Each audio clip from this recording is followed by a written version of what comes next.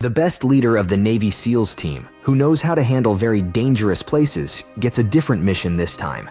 Tasked with escorting a suspected terrorist from the shadowy confines of a black site, their journey takes an explosive turn when mercenaries ambush them. Can he stop the bad guys from getting weapons, even if these enemies always try to be one step ahead? The film begins with a theatrical scene at the terminal. There's a massive gunfight going on between CIA operatives and American Special Forces. They're all there looking for explosives and illicit weapons that a terrorist organization has brought in. These nasty guys intend to blow up Washington, D.C. Jenny, a CIA operative, is leading the charge. After a long struggle, they defeated the terrorists. However, when they opened the container they believed held all of the awful stuff, it turned out to be empty. Jenny tries to obtain an explanation from one of the suspected terrorists, but he insists he has no idea what she is talking about.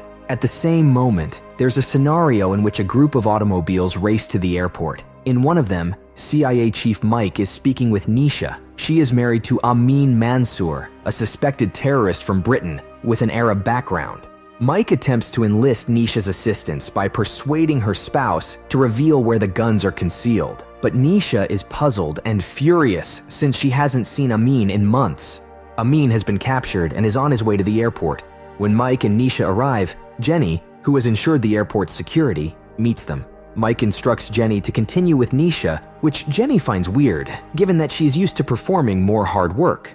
Then Amin arrives, led by Jake from the Special Forces, a burly guy with impressive talents. Amin sees Nisha and attempts to apologize, but Nisha is furious. She informs him that she's pregnant and wants to know where the bomb is stored.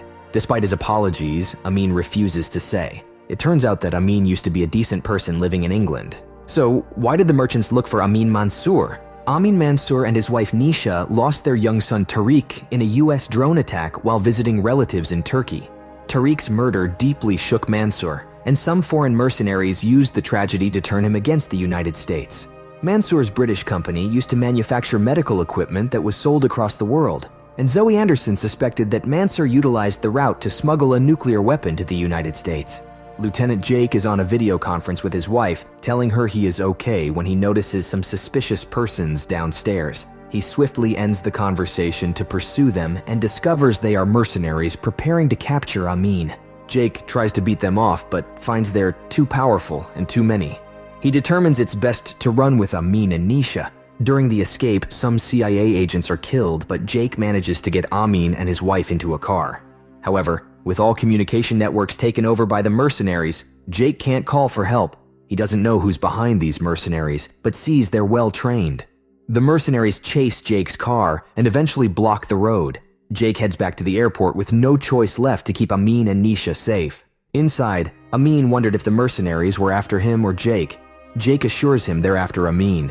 They decide to split up, with Jake trying to take out the mercenaries while Amin protects Nisha. But soon, a mercenary finds Amin and Nisha.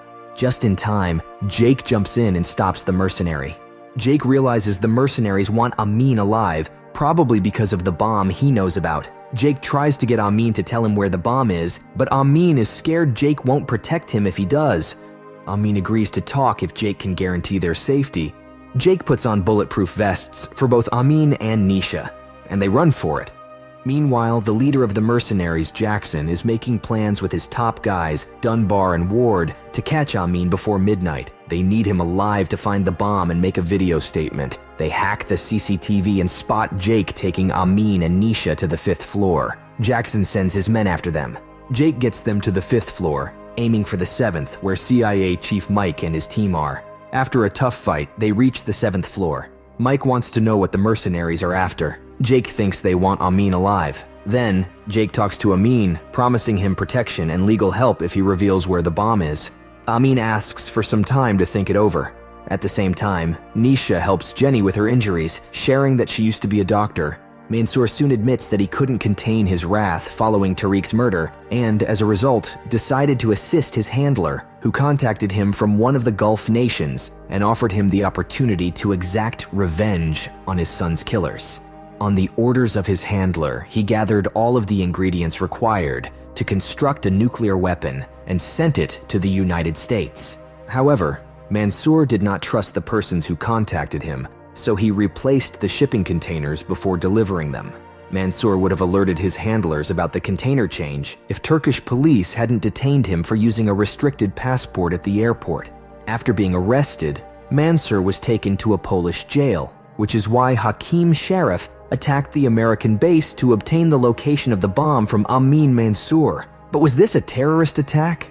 As soon as Jake Harris and Amin Mansour arrived in the United States, Jennifer Jenny of Homeland Security redirected their jet from Andrews Air Force Base to Washington-Baltimore Airport, where Mansour had initially shipped the nuclear device container.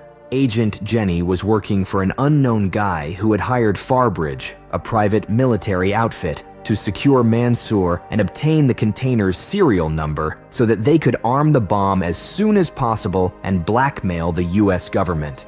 Mike's on a call with Amin, making him listen to a lady's voice from his laptop. When Amin tunes in, it hits him. The voice is the same one that egged him on to target Washington, D.C. And shocker, it sounds just like Jenny's. Hearing this, Mike doesn't waste a second. He points his gun at Jenny, demanding she come clean about setting the whole thing up.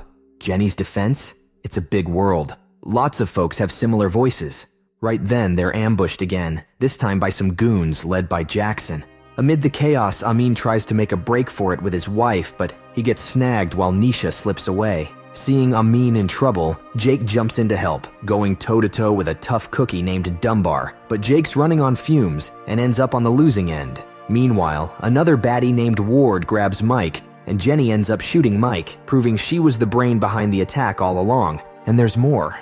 Jenny had hired Jackson and his crew to catch Amin, not to stop the bomb but to hijack it for her twisted plans. Still, without a clue where the bomb's hidden, Jenny needs Amin alive and spilling the beans. They torture him, but Amin's lips are sealed. So Jenny decides if they grab Nisha, Amin might talk. While Jenny's goons scour for Nisha, Jake gets back up, knocks one henchman out cold, and bumps into another who's nabbed Nisha. After a scuffle, Jake wins, disguises himself, and pretends to drag Nisha in as a captive. Clueless that it's Jake in disguise, Jenny threatens Amin to get the bomb location out of him. Amin cracks, pointing them to container number 90. Later, Jenny and her employer threatened these officials to get access to the country's necessary strategic defenses, which they intended to sell to a foreign bidder and convert into a lucrative commercial venture. But how did Mansour die? Jenny then makes Amin Mansour record a video threatening the US government, hoping to bluff her way to a hefty ransom. After the recording, she cold-bloodedly kills Amin and sets off to meet Jackson, aiming to cash in on the chaos. Disguised, Jake overhears Jenny's plan, deals with her minions, and tells Nisha to hang tight. He nearly fools Jackson's crew, but brawls with Dunbar on a train. Realizing he's outnumbered, Jake lures them to a warehouse, stealthily taking them down and stopping Jenny in her tracks. Finally, he emerged on the tarmac, where Robert Jackson and his surviving men were putting the nuclear device into an ambulance. Jenny ordered her crew to turn down the jammers because she wanted to make an important call before proceeding. Harris took advantage of the opportunity to phone his superior, Admiral Mulholland, and alert him of the incident. Meanwhile, Jackson prepped the ambulance, but before he could drive away the explosives, Harris attempted to stop the criminal, resulting in intense one-on-one combat between the two. In the end, Harris battered Jackson and bound him to heavy machinery, so he couldn't flee and could be tried for his crimes. On the other hand, Jenny utilized the distraction to board an airplane that was ready to take off, and Harris pursued her to prevent her from fleeing. Jenny submitted to Harris in the flight corridor and assured him they had already accomplished their goal. The president was already in the air, and the Joint Chiefs were transported to a secret site where the mercenaries would await them. It all happened because Harris told Admiral Mulholland about the nuclear weapon, and the admiral quickly raised the alarm. In a way, Harris assisted the mercenaries in their plot, and even though a Navy SEAL apprehended Jenny in the end, he snatched Jenny's phone so he could remove Mansour's bogus confession before it spread on social media and permanently tainted the man's identity or faith. He didn't want an innocent man to be labeled a terrorist, so Harris deleted the confession permanently.